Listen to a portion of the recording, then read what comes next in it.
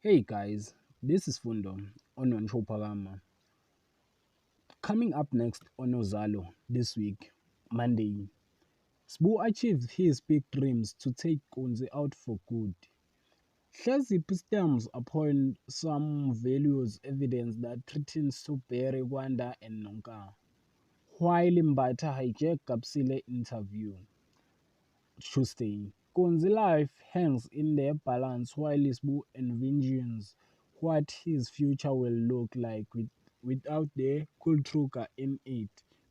Hlezi Pickett updating update Wednesday. Nonka get evidence that Rwanda is indeed a drug dealer, while Rwanda tutors Hlezi to get his drug bag.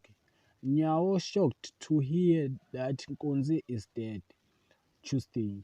Thursday, the township struggled to come to a terms with dealing death of its landlord.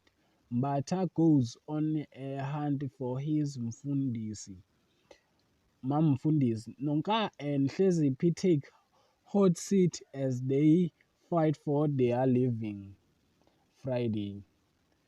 The Kaba family learn of a devastating news about Kwanda, and the harbor is a jeopard of shutting down, while Mbata must adjust to accommodate Tatatswa.